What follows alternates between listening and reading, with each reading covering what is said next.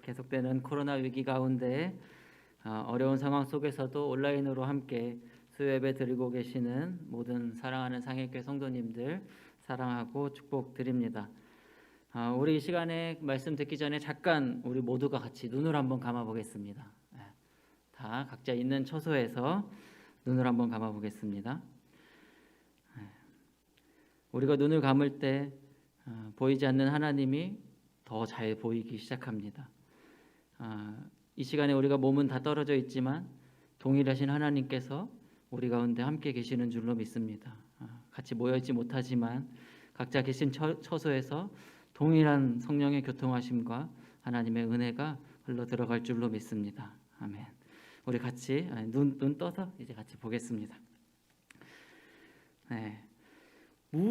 하나님을 무소부재하시다는 표현이 있습니다. 무소부재하시다는 표현은 있지 않은 곳이 없다, 존재하지 않으시는 곳이 없는 하나님, 이란 뜻인데요. 여러분들 계신 각자의 처소 가운데 그리고 예배당 가운데 동일하신 하나님이 동일한 은혜로 함께 계시는 줄로 믿습니다. 우리가 믿음의 삶을 걸어갈 때, 그리스도인으로서 세상을 살아간다고 했을 때, 또 광야 같은 어려움 가운데 처해 있을 때 우리가 하나님의 뜻을 하늘에서와 같이 이 땅 가운데 이루어가는 주님의 손과 발, 또 주님의 동역자로 살아가기 위해서 우리에게 반드시 필요한 것이 바로 기도입니다. 오늘은 기도에 대한 예수님의 말씀을 함께 나누면서 우리가 기도에 대해서 오해하고 있는 것이 무엇인지, 그리고 하나님께서 원하시는 기도는 무엇인지, 또 우리의 기도를 듣고 계시는 하나님의 마음은 무엇인지 함께 살펴보려고 합니다. 오늘 우리가 함께 읽은 본문은 예수님의 산상수훈 가르침 중에서 기도에 대해 말씀하시는 부분입니다. 사람들이 기도에 대해서 오해하는 것을 두 가지 정도 말씀하시고 예수님께서 바른 기도란 어떤 기도인지 함께 알려주시는 내용인데요. 기도에 대해서 사람들이 했던 첫 번째 오해는 기도를 하나님이 아닌 사람에게 보이려고 했다는 것입니다.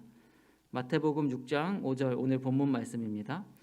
또 너희는 기도할 때에 외식하는 자와 같이 하지 말라.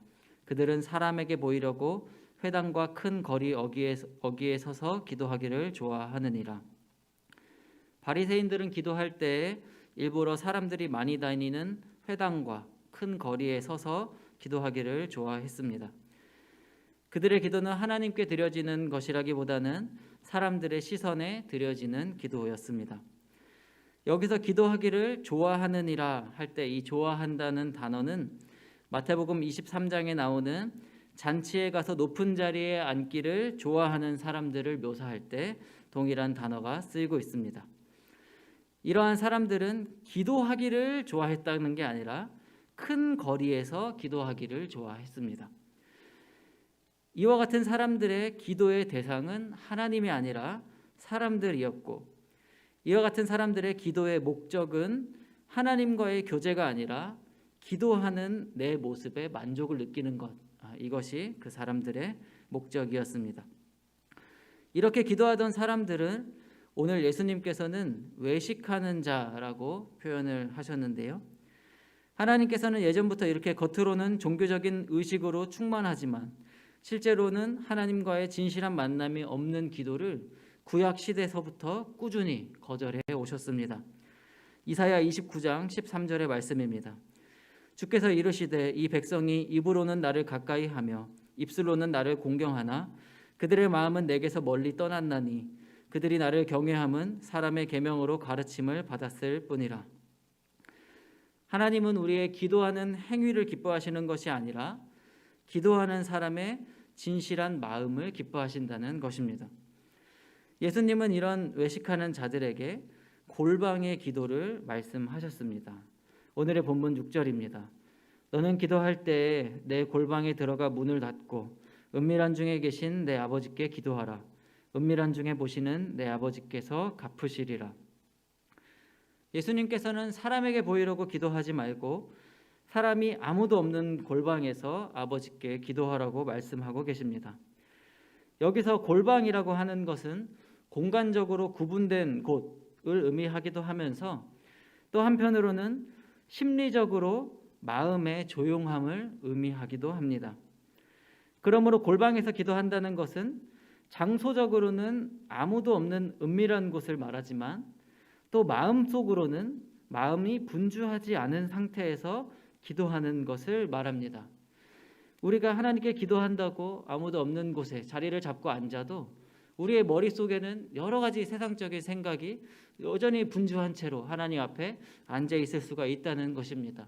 하나님 앞에 기도하러 나와왔지만 기도를 하면서도 이 문제를 어떻게 해결해야 될까? 하나님께서 들어주실까? 내가 이렇게 기도하고 있는 것이 맞는가? 하는 이 마음속의 분주함이 우리 가운데 여전히 있음을 나타냅니다. 골방에 들어가서 문을 닫고 기도한다는 표현은 다른 외부적인 생각들을 의지적으로 차단하는 것을 의미합니다. 왜냐하면 우리가 하나님께 집중해야 하기 때문입니다. 우리는 보이지 않지만 항상 내 곁에 계시는 또 내 안에 계시는 하나님을 발견하고 그분과 대화하기 위해서는 집중할 필요가 있다는 것입니다. 우리는 세상에 속하게 살면서 수없이 많은 주변의 소리들을 들으면서 살아갑니다. 세상에 흘러가는 이야기, 돈에 대한 이야기, 내가 가지고 있는 여러 가지 어려움들에 대한 이야기들이 또 그리고 세상의 여러 가지 이슈들이 우리의 귀에 들려오고 있기 때문에 우리가 하나님을 만나기 위해서 하나님을 진실로 교제하기 위해서는 우리의 마음을 하나님께 집중해야 한다는 것입니다.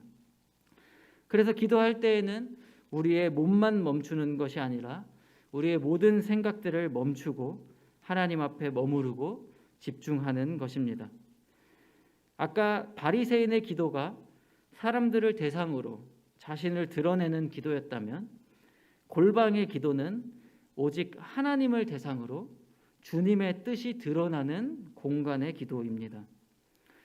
그리고 오늘의 말씀은 그곳에 우리가 기도하는 그 은밀한 골방 가운데 하나님께서 함께 계신다 하고 약속하고 있습니다.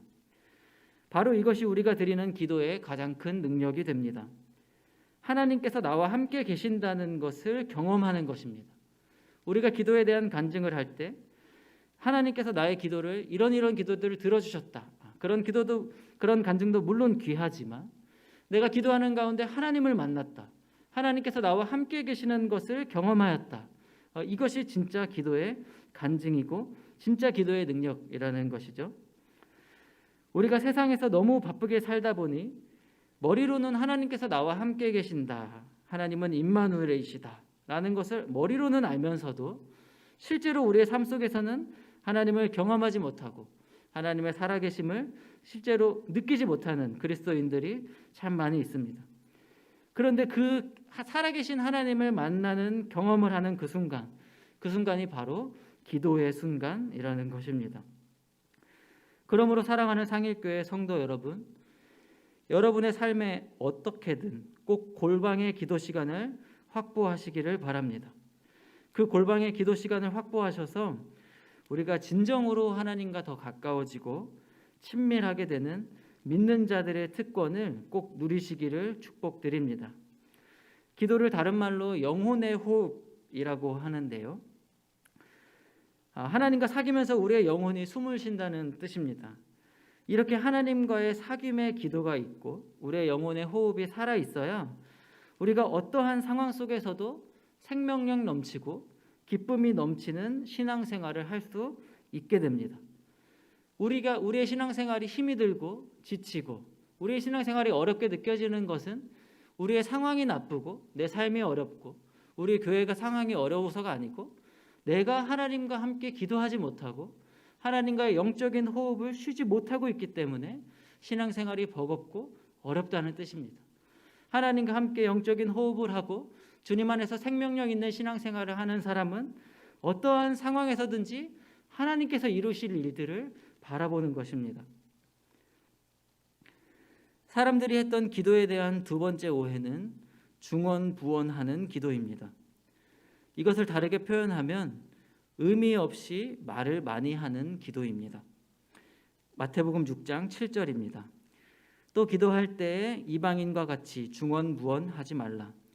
그들은 말을 많이 하여야 들으실 줄 생각하느니라. 중언부언 기도하는 사람들이 오해한 것은 말을 많이 하면 하나님이 들어주실 것이라고 생각했다는 것입니다. 마치 불교의 108배처럼 내가 정성을 다하면 하나님께서 들어주시는 것처럼, 또는 우리가 점을 보러 갔는데 정성이 부족하다 이렇게 이야기하는 것처럼, 뭔가 우리가 자꾸 하나님께 나의 사정을 반복해서 아뢰고 나의 기도를 반복해서 계속 하나님께 말을 많이 아뢰면, 어느 정도 기도가 축적되면 하나님께서 그 공로를 보시고 우리의 기도를 들으시는 것처럼 오해했다는 것입니다. 예전에 많이 저도 듣던 말인데, 기도가 쌓여야 하나님께서 응답하신다라는 그 말도 있었습니다. 근데 그 말이 한편으로는 맞는 것이기도 하면서, 또 한편으로는 마치 우리의 공로가 계속 쌓이면 하나님 앞에 어느 시점이 되면 그게 응답이 되는 것 같이, 그런 공로주의에 오해할 수 있는 모습이 여전히 우리 안에도 있다는 것입니다. 예수님의 시대에도 똑같은 사람들이 있었다는 것이죠. 물론 우리가 하나님께 우리의 필요를 계속해서 또 우리의 어려움을 반복해서 구한다는 것 자체가, 그 자체가 나쁜 것은 아닙니다. 성경에는 모세, 한나, 다윗 등 하나님께 간청하는 기도를 드리는 경우를 우리는 어렵지 않게 찾아볼 수 있습니다. 그런데 오늘 예수님께서 말씀하시는 것은 말을 많이 하든 또는 적게 하든지, 그래서 내가 말을 많이 하든 적게 하든, 또 결국 하나님께서 내 기도를 들어주셨는지 안 들어주셨는지, 이게 중요한 것이 아니라, 예수님이 오늘 말씀하시는 것은 하나님께서 너희가 말을 많이 하지 않아도 이미 우리의 필요를 알고 계신다, 이것을 말씀하는 것입니다. 마태복음 6장 8절입니다. 그러므로 그들을 본받지 말라. 구하기 전에 너희에게 있어야 할 것을 하나님 너희 아버지께서 아시느니라. 하나님께서는 이미 우리의 필요를 알고 계십니다. 그러므로 바른 기도는 우리의 필요를 하나님께 전달하기 위한 수단으로서의 기도가 아니라, 하나님께서 우리에게 들려주시고자 하는 하나님의 말씀을 듣는 시간, 이게 하나님이 원하시는 바른 기도의 시간인 것입니다.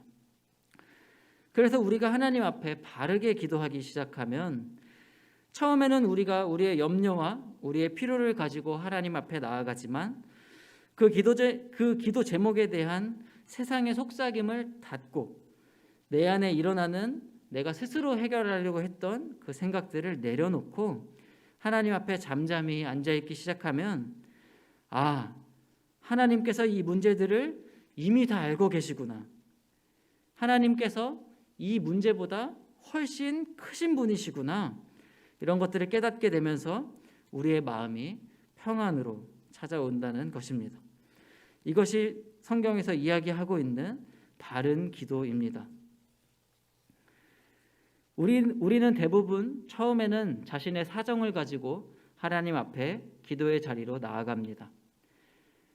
염려 자체가 불신앙이라고 하는 말씀을 저도 얼핏 들었던 것 같은데, 저는 염려 그 자체가 불신앙이나 믿음 없음을 나타낸다고 생각하지는 않습니다. 염려 자체가 불신앙인 것이 아니라 누구든지 염려할 수 있죠.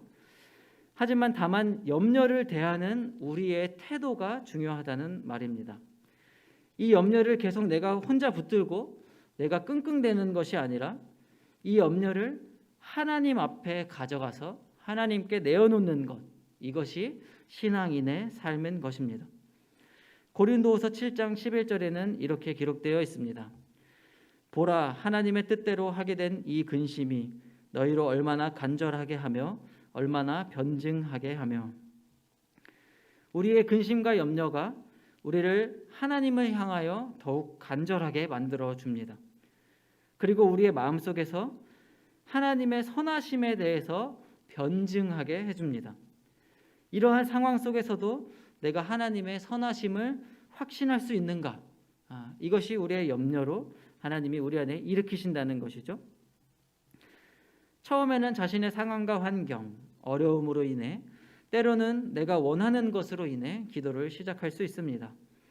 그런데 어느 순간 하나님께서 이 사실을 모두 알고 계시고 나를 알고 계시고 태초부터 나를 지금까지 지켜보고 계셨고 지금 이 순간에도 내 안에 함께하고 계시다는 사실을 깨닫게 된다는 것입니다.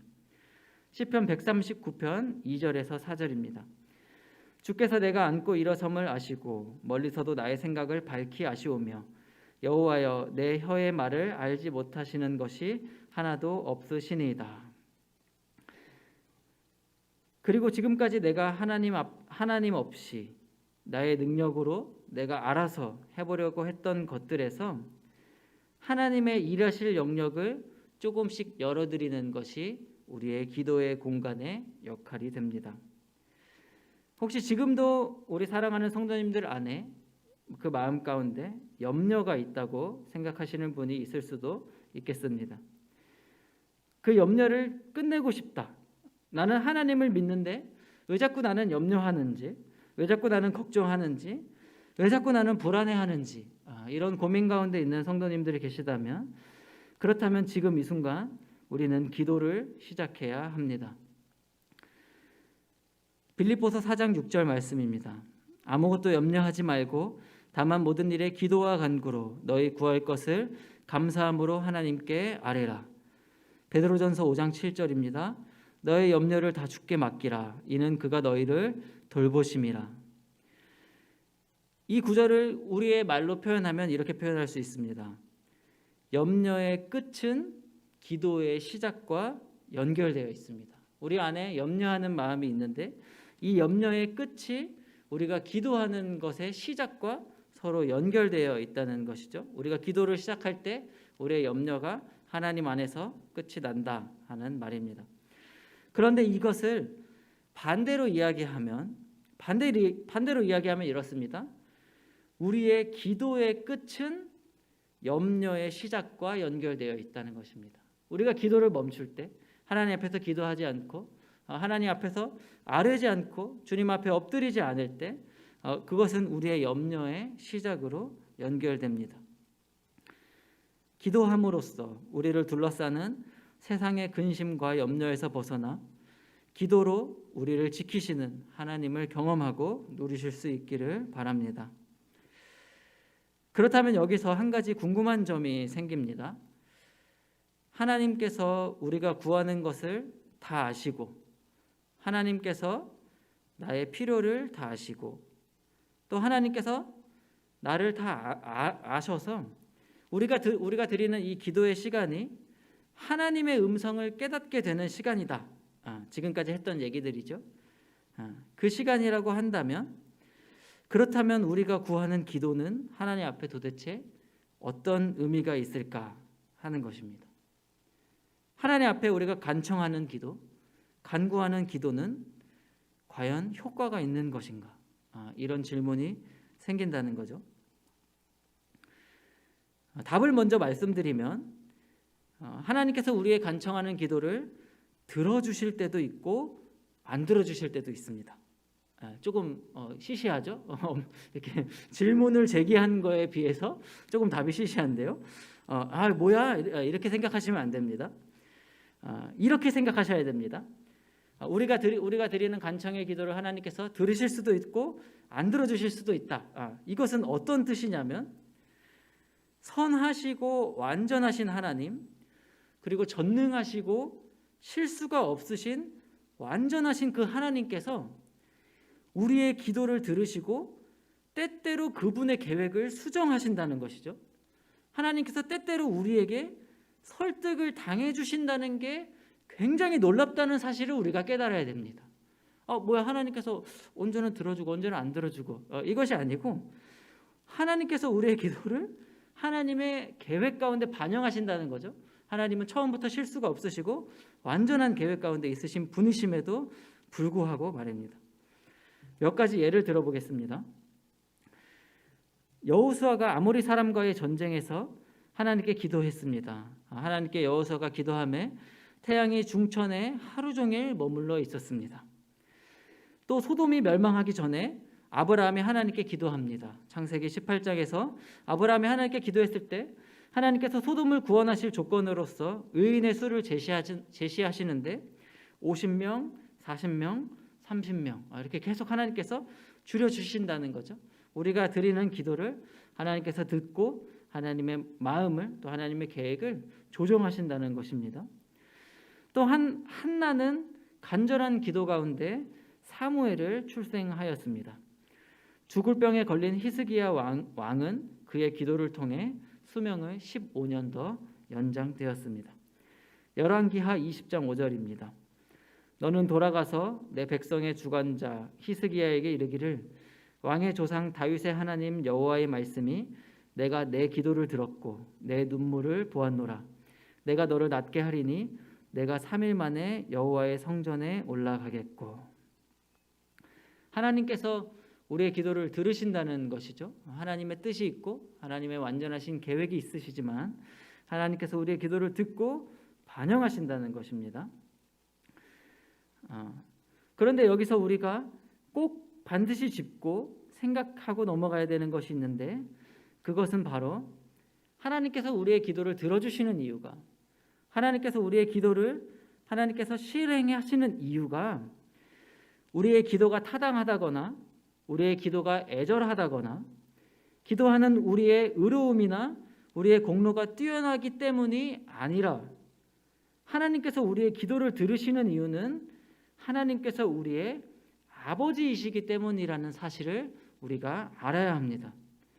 하나님은 우리의 아버지가 되셔서 때때로 우리의 기도를 들어주신다는 것이죠. 우리가 잘해서 하나님 앞에 우리가 계속 뭔가를 이렇게 해서 들어주시는 게 아니고 하나님께서 우리의 아버지이시기 때문에 우리의 기도를 들으신다.